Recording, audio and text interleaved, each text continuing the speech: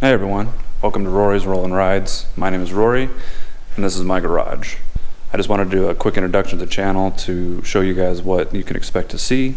It'll be maintenance and upgrades and rides for all the toys in the garage. Let me give you a tour and show you what all you can expect to see on the channel. We're gonna go ahead and start with my motorcycle, get it out of the way. All you motorcycle guys are gonna be, oh, me too this and Beggar Daddy that. So we'll just go ahead and get the walk around of that done right off the bat so we can get to arguing about that in the comments. This is my 2020 Me Too Beggar Daddy Street Glide. It's got all the usual Me Too upgrades done to it. Got the Bassani Road Rage 2-in-1 exhaust, Limby Customs crash bar, 12-inch factory 47s, also Diamond Audio 6.5s with the upgraded amplifier up here in the fairing. Oof, don't mind the dust. It's been a while. It's cold winter here in Montana, so we don't ride as much. It's got a 1,000 watt amp by Diamond Audio as well. Got the upgraded Amazon special LED headlight. Keeps it bright enough for me. I can see down the road. That's all that matters. The Saddleman Sly Fox seat upgrade. Did that because I don't want my ass hurting. So long rides need a little more gel in the seat for it. I was stationed in California when I bought the bike, so I had a lot more time to ride. Pretty much year-round riding down there. When I moved back home here to Montana, that changed a little bit. I'm hoping to get more miles on it. It's currently sitting like 15,000, I think, roughly. Longest ride I took, I rode from California up to here in 2020. I think it was 2020. Rode from North Sacramento up here to Montana with plans to go to Sturgis, but I didn't make it. I plan on doing that trip this summer with one of my brothers. He's gonna ride his Dyna. I'll be riding this, and you guys will see those different kinds of rides whenever I go on them. Probably do charity rides or toy runs or food drives, the usual stuff like that. This will be featured most on the channel for upgrades I plan on doing. I want to do a roguelike conversion. I think I'm going to test drive a roguelike, see if I like that. I think getting the weight off the forks would help my slow maneuvers a little bit better. I feel more confident in them with all that weight on the fairing in the front on the forks. It makes it kind of a nerve-wracking to go too slow in a parking lot or little maneuvers like that. I think it would just help my turns a lot better overall. Also thinking about going with the Legends Revos in the back and then Progressives up front for a little more control on the bike, and then get off these stock ass Harley tires that everybody says are garbage. Go with something different, maybe some Shinkos or Michelins, depending on whatever I can find local and easy to get a hold of. As far as upgrades, if I do the roguelike conversion, it'll be changing handlebars, fairing, and then converting all that over into the new fairing setup, which will be a little bit of work, but hopefully at that point I can change the color of the bike a little bit, make it stand out a little bit more. It won't be just everybody has one Me Too black bagger that everyone always has. Oh, one other thing I forgot to mention, I do have the Clockworks flared windshield up front. It cut the buffeting down quite a bit for me, which is what I was looking for, because my first time I have an Icon helmet and it would just try to rip that thing right off the top of my head, so it wasn't a lot of fun. Still get a little bit of buffeting. I think that's from coming from the lowers. I haven't got anything down there to protect me from the wind, so we'll address that later if it really becomes an issue. It hasn't been that much of an issue really. Other than that, the bike stock, I would like to get a Thunder Max on it, do an intake. It's mostly just for cruising. I'd go fast when I need to, but I don't need that much get up and go at the moment. I might build a club style Dyna for that later down the road. That's what I'm hoping to do anyway, which will move us on to the next bike I got in the shop, a good friend of mine's bike. This is my friend's, a good friend of mine, actually my mom's boyfriend. This is his 96 Dyna White Glide. It's got a primary leak. As you can see, I'll show you some sawdust on the floor over here. That's where it was leaking before, and I just scooped some sawdust on it, just kind of soak it up. It's got a primary leak down here. I do have the parts to fix it. I just wanted to wait until I got the channel going to just have a little bit of something to film for content. It's a beautiful little bike. Something I'd like to build similar to this, just be more club style and not apes, not a big windshield. It would have different paint job, different T-bars, a little bit different crash bars. But this will be featured on the channel shortly. This will be probably maybe not my next project, but the one after that, so 2 videos from now. Now we'll get back to showing you my stuff, my toys. In front of me here is my Razor. This is my 2019 XP1000 Turbo Polaris Razor. This thing's all stock minus some minor tiny little things. I picked up some Pro Armor restraints, obviously. Safety first or safety third, depending on who you are. Some days it's safety third for me as well. We did the seismic mirrors because in Montana you can ride them on the street as long as they have mirrors. Then I did take the original cage off. This is a low pro cage from CW Motorsports. They sell it. The reason I bought this one and didn't get a fab one or fabricate it yourself one is because the car already came with this Pro Box Rocks audio roof. It's already got the amps and the speakers already all built in. I didn't want to really get rid of it because it's, I think, like a $2,500 or $3,000 roof, and I didn't want to have to replace it with putting on a fabricated cage. This cage, I think it takes 4 or 6 inches out all the way around, and it still fits all your stock Razor roof accessories for it. So it's, like I said, made by CW Motorsports. It came super quick, wasn't a long wait at all. It does have the low pro down here on the back of the cage. That's what they call it. You can order it in 2 sections. You can either lower just the rear or you can lower the whole thing, and they'll send you the front and the back. It's got powder coat options in different colors. I thought about the orange to kind of match the paint scheme, but this is like that early 2000s F250 copper orange, and I don't think just a standard orange cage would have looked that great. I do want to do wheels and tires on it eventually, go to a 32 inch, 30 inch tall tire on hopefully a beadlock rim. But for right now, for what I'm using it for, it's a fun summer driver at the moment. Take it out in the winter sometimes. And last but not least on the list is the third toy that I recently picked this up just for something fun to kind of tinker around on, build a little bit, and see what I can do with it to make it fun.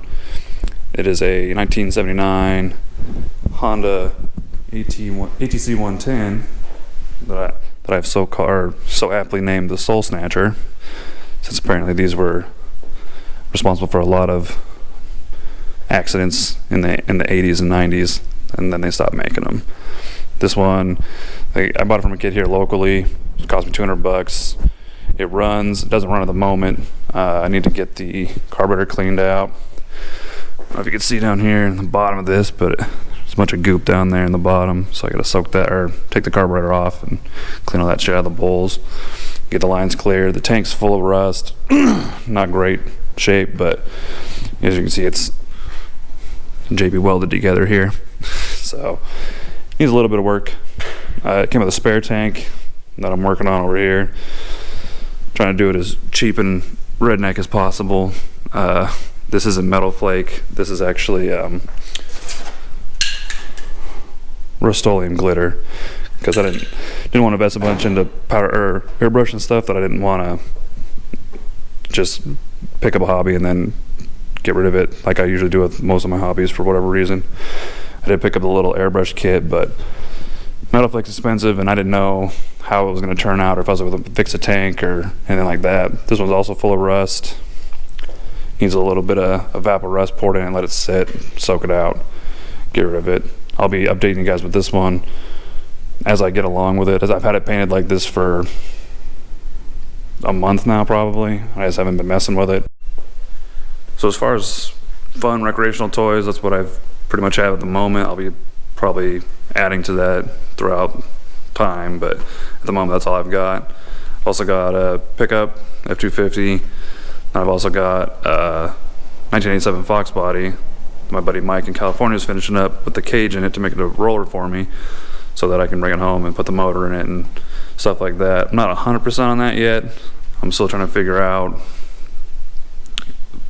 track conditions here and if there's a small tire kind of vibe here, because I built it as a small tire car. The tub's already in it, so I don't think I can go with the big tire. I'm looking at narrowing the rear end, so that's going to kind of depend on what the future holds for that. If I want to narrow it more so I can fit a big tire, or keep it the way it is so I can keep on the standard small tire, like 28 10.5. As far as upgrades or maintenance to any of these things, I do all of it by myself. I prefer to be able to do all my own work.